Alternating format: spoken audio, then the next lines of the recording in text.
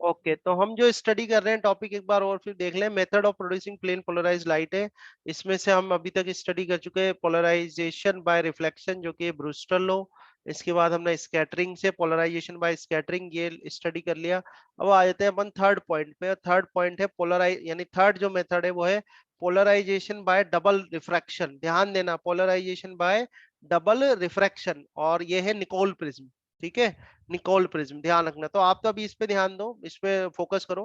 Polarization by double refraction, refraction आपने study कर ही रखा है तो कोई प्रॉब्लम आपको आने वाली नहीं है। ठीक है, तो ध्यान से देखो आप, मैं यहाँ एक्सप्लेन करता हूँ। देखो क्या कह रही है कि when an unpolarised ray passes through certain crystals like quartz और कैल्साइट, ठीक है, it splits up into rays, है ना। अब ये बड़ा इंपॉर्टेंट है, बहुत अच्छे अच्छे अभी आपको कुछ इसमें टर्म्स मिलने वाली है। ध्यान से देखना, वन बाय वन सिखाता हूँ। ये इंसिडेंट लाइट रे है, अब तो बहुत अच्छे परफेक्ट हो गए होगे आप। ये इंसिडेंट लाइट रे है, इंसिडेंट लाइट रे आ गई। आप देख रहे हैं ये इंसिडेंट लाइट रे क्या है, अनपोलराइज्ड है, अनपोलराइज्ड है। क्लियर है। अब ये अनपोलराइज्ड लाइट जैसे इधर आई, जो कि ये कह रहे हैं कि कुछ टाइप के क्रिस्टल होते हैं जैसे कि क्वार्ट्ज और कैल्साइट है, तो जैसे ही आके यहाँ पर ये इंसिडेंट हुई तो it splits up into rays. तो दो रेज में ये स्प्लिट हो गई। दिख रहा है आपको, एक तो मैंने रेड से बनाया हुआ है, दिख रहा है ना आपको, एक तो मैंने रेड से बनाया हुआ है और एक ब्लू से हाँ सर, दिख रहा है है। ना। तो ये दो में आप देखें, दो में ये क्या हो गई, स्प्लिट हो गई, दो पार्ट में क्या हो गई, स्प्लिट हो गई। So this phenomena is called double refraction, और क्या है, बाय रिफ्रिजेंस। ठीक है, बाय रिफ्रिजेंस। ठीक है, इसी को बोलते हैं डबल रिफ्रैक्शन दोनों और ही पोलराइज्ड हो गए सर बाय, ये तो। हाँ, बाय रेफ्रिजेंस। आई बात समझ में नहीं आई? पहले तो ये पहला पैराग्राफ समझ लो, आया समझ में? क्लियर है। कुछ टाइप के हाँ क्रिस्टल्स होते सर। हैं जैसे क्वार्ट्ज हो गया, कैल्साइट हो गया, यहाँ पर अनपोलराइज्ड लाइट जब इन पे इंसिडेंट होती है, पास होती है इससे, तो दो पार्ट्स में क्या होती है, स्प्लिट हो जाती है, जिसी को बोलते हैं अपन डबल रिफ्रैक्शन या बाय रेफ्रिजेंस। क्लियर है यहाँ तक बात? ठीक है। अब आगे देखो, आगे यस अपन सर। इसके टर्म्स समझेंगे, क्या टर्म्स इनमें आ रही है। तो ई मतलब होता है एक्स्ट्रा ऑर्डिनरी, ओ मतलब होता है ऑर्डिनरी। ठीक है, तो बात हम पहले डबल रिफ्रैक्शन से पढ़ के आए हुए हैं। डबल रिफ्रैक्शन अभी अपन ने डिस्कस करा है। तो ये स्प्लिट हो गई दो पार्ट में, तो दो पार्ट में स्प्लिट हो गई। आप एक को तो बोलते हैं ई रे और एक दूसरे को बोलते हैं ओ रे। ई रे होती है, इसको बोलते हैं एक्स्ट्रा ऑर्डिनरी रे। ई मतलब होता है एक्स्ट्रा ऑर्डिनरी रे, ओ मतलब होता है ऑर्डिनरी रे। अब वन बाय वन देखते हैं भाई, ऑर्डिनरी रे का क्या मतलब है और एक्स्ट्रा ऑर्डिनरी रे का क्या मतलब, क्या मीन्स होता है। तो देखो, the one ray which obeys, obeys the ordinary, देखो obeys the ordinary laws of refraction.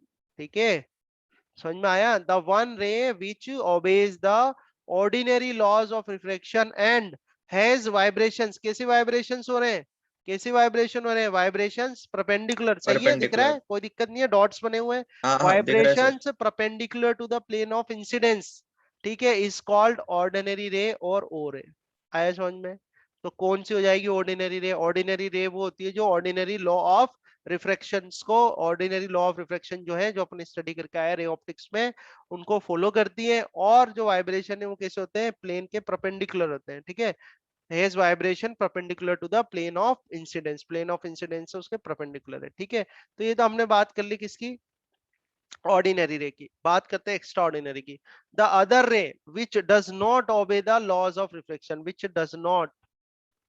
which does not obey the laws of refraction and has vibration parallel to the plane of incidence is called extraordinary ray और ई रे। आया समझ में? Clear है?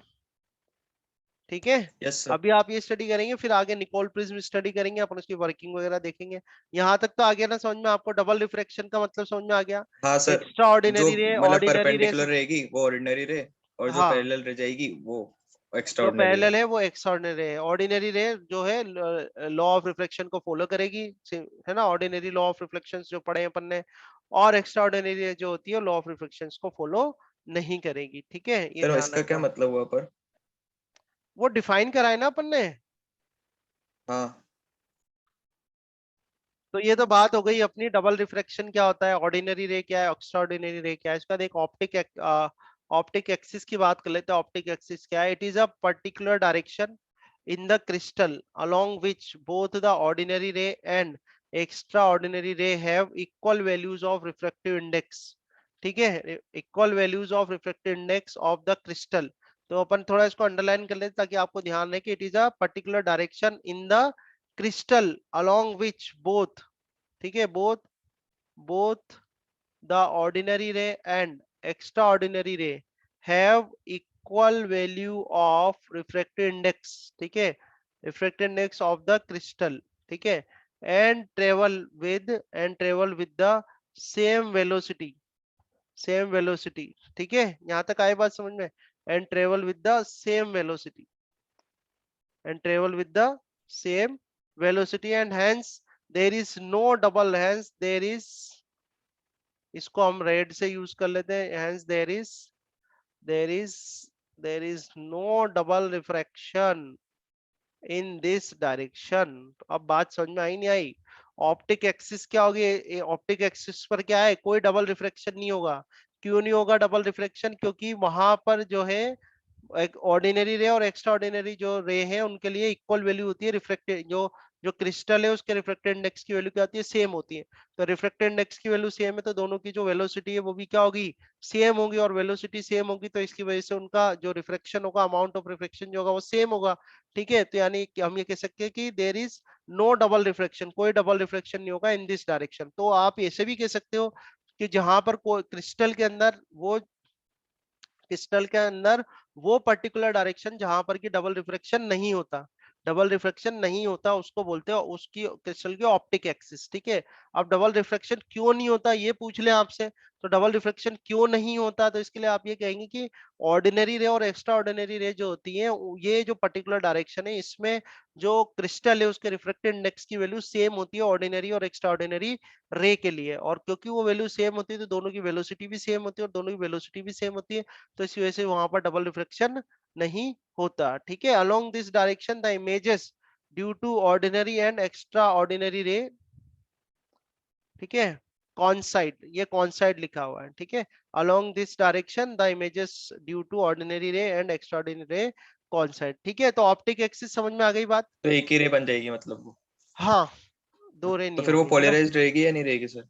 Polarisation से लेना देना, पोलराइजेशन वाली बात नहीं कर रहे हैं अपन यहाँ पे। हम ये बात कर रहे हैं कि वो दो डबल रिफ्रेक्शन नहीं होगा। पोलराइजेशन तो कर ही रहे हो आप, मेथड ऑफ पोलराइजेशन ही तो है ये, हाँ हाँ सर। मेथड ऑफ हाँ हाँ। पोलराइजेशन, ये पोलराइजेशन तो होना ही है, ठीक है। पर बात नहीं ऑप्टिक पर सर एक्सिस, जैसा आपने अभी यहाँ पर बात वो हो रही रे। है ऑप्टिक एक्सिस की। ऑप्टिक एक्सिस क्या होती है इस पे फोकस करो, ये बता रहा है वो कि ऑप्टिक एक्सिस क्या होती है। अब वो ऑब्वियसली पोलराइजेशन करोगे जब, तो ये तो एक केस की बात है कि भाई ऑप्टिक एक्सिस क्या होती है, होना तो यही है, इसी तरह से होंगी ये जो है आपका एक्सटर्नल और ऑर्डिनरी रे बननी है वो तो, ठीक है। पर अगर ऑप्टिक एक्सिस की बात करिए, भाई ऑप्टिक एक्सिस क्या होती है, तो वो डिफाइन कर रहे हैं ऑप्टिक एक्सिस को कि ऑप्टिक एक्सिस क्या होती है इस तरीके से। तो यह आपको ध्यान रखना है कि ऑप्टिक एक्सिस वो पर्टिकुलर डायरेक्शन है क्रिस्टल में जहां पर कि डबल रिफ्रेक्शन नहीं होता, बस। कुछ ऐसा थोड़ी कह रहा है पोलराइजेशन नहीं होता, ऐसा थोड़ी कुछ कह रहा है, वो तो कह रहा है बट डबल रिफ्रेक्शन नहीं होगा वहां पे, ठीक नहीं है। वो तो नहीं होता सर। पर जैसे इसने मैं तो अब इसमें देखते हैं प्रिंसिपल सेक्शन क्या होता है। प्रिंसिपल सेक्शन क्या है, any plane which contains the optic axis and is perpendicular to the two opposite refracting faces of crystal is called principal section of the crystal, ठीक है। तो ये ध्यान रखना प्रिंसिपल सेक्शन क्या है, एनी प्लेन which contains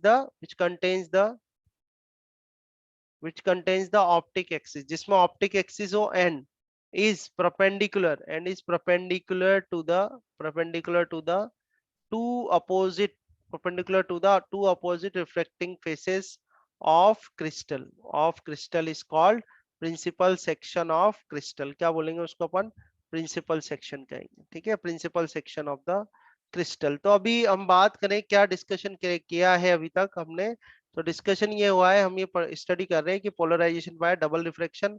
तो double reflection का कॉन्सेप्ट हमने पढ़ा, एक्स्ट्रा ऑर्डिनरी ऑर्डिनरी रे की बात करी, ऑप्टिक एक्सिस क्या होती है, प्रिंसिपल सेक्शन क्या होता है, इसकी हमने बात की है अभी तक इस पॉइंट में।